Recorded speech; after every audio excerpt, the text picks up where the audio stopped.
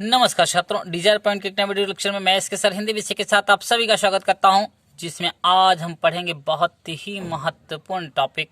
ये paper out वाला प्रश्न है, तो ध्यान से देखिए इसको।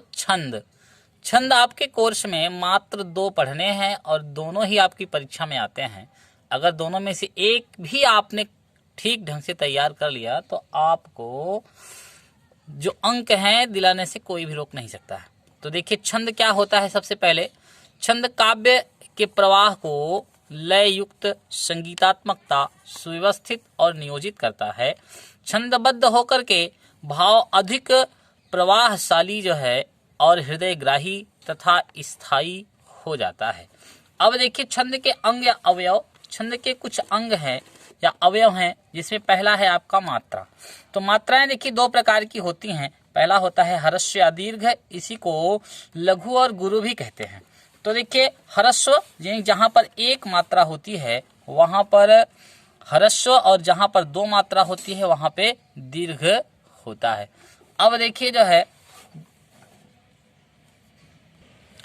ह्रस्व को जो है या लघु को जो है इस तरह से प्रदर्शित करते हैं और गुरु को इस तरह से जो है यानी यस के रूप में लिखते हैं या दर्शाते हैं। अब देखिए दूसरा आपका जो है अंग या अवयव है यति या विराम। छंद की एक लय होती है, उसी को गति या प्रवाह कहते हैं। छंद के में विराम के नियम को पालन किया जाता है। अगला आपका है जो अवयव है वह है चरण या पाद। छंद में प्रायः 4 पंक्तियां होती हैं या 4 चरण होते हैं। प्रत्येक पंक्ति को चरण कहते हैं और पहले और तीसरे को विषम तथा दूसरे और चौथे को सम चरण कहते हैं। इसके अतिरिक्त कुछ छंद ऐसे भी होते हैं जिसमें 4 से भी अधिक चरण पाए जाते हैं।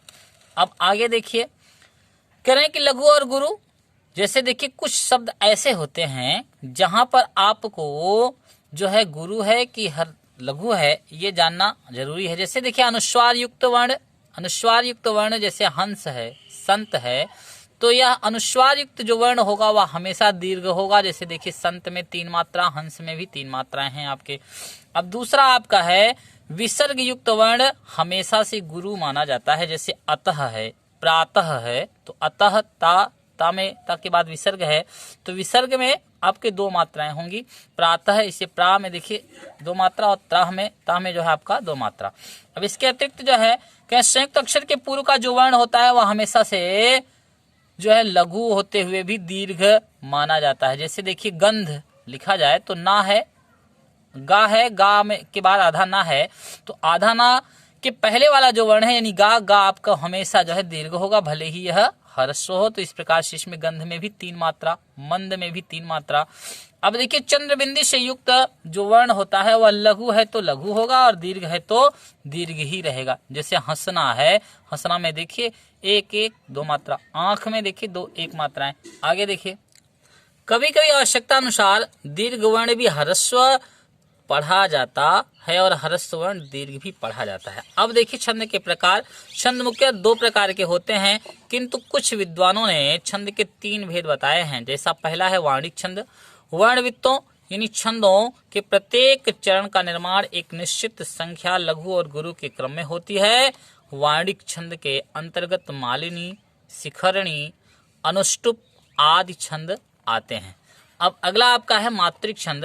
मात्रिक छंद वे छंद होते हैं जिनकी रचना मात्राओं की गणना से होती है, जैसे दोहा, सोरठा, रोला, चौपाई आदि। अब देखिए अगला है आपका मुक्त छंद। हिंदी में स्वतंत्र रूप से लिखे जा रहे काव्य को मुक्त छंद कहते हैं, जिसमें वर्णों और मात्राओं का कोई बंधन नहीं होता है। जैसे अब देखिए पहला आपका जो आपके कोर्स में है वह है सोरठा। यानी अब आपको यहाँ से बहुत महत्वपूर्ण है, यहाँ से आपको ध्यान पूर्वक देखना है क्योंकि यही आपको परीक्षा में आएगा। क्योंकि सोरठा यह एक मात्रिक छंद है, इसके अंतर्गत आता है, ठीक ना। अब देखिए तथा यह दोहे का उल्टा होता है। सोरठे की परिभाषा है, ठीक ना।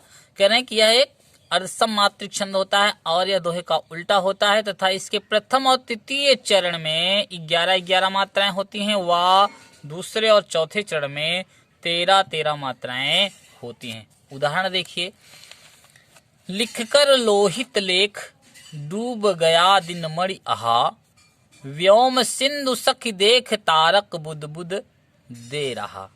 तो इस प्रकार से आपको, तो देखिए इसके मात्राएं देखिए किस प्रकार से निकाली जाएंगी। देखिए लिख कर लोहित लेख, देखिए मात्राएं देखिए निकाली गई हैं। आपको जो है ध्यान से देखिए, लोहित में लो में 2 मात्रा, हा में 1 मात्रा, ता में 1 मात्रा, लेख में 3 मात्राएं हैं।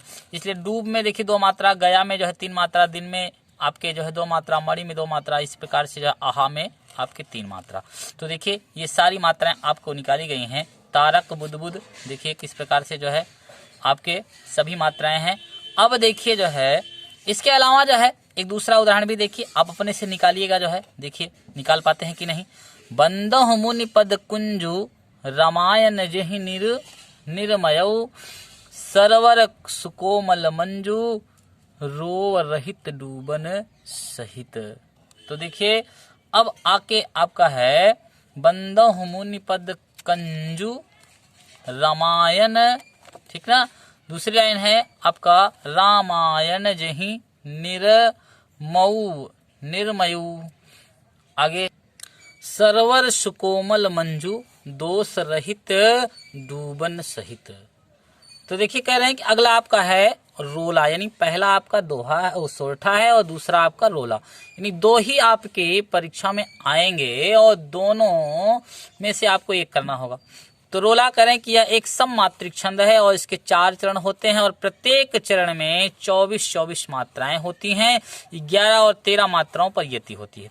उदाहरण देखिए करें, को पापी पंचत्व प्राप्त सुनि जग मन धावत, कह रहे हैं कि बनि बनि बावन और वीर बढ़त चौचंद मचावत। तो देखिए इस प्रकार से जो है आगे दूसरा भी उदाहरण है, कह रहे हैं कि पै तकिता की लोथ त्रिपथ गा के तट लावत, 9 2 11 होत 3 पंचही बिसरावत। तो इस प्रकार से जो है आपके ये उदाहरण थे रोला के। तो आपको जो है ध्यान से इसको पढ़ना है और आपको ये उदाहरण सहित याद करना है, क्योंकि आपकी परीक्षा में आना है।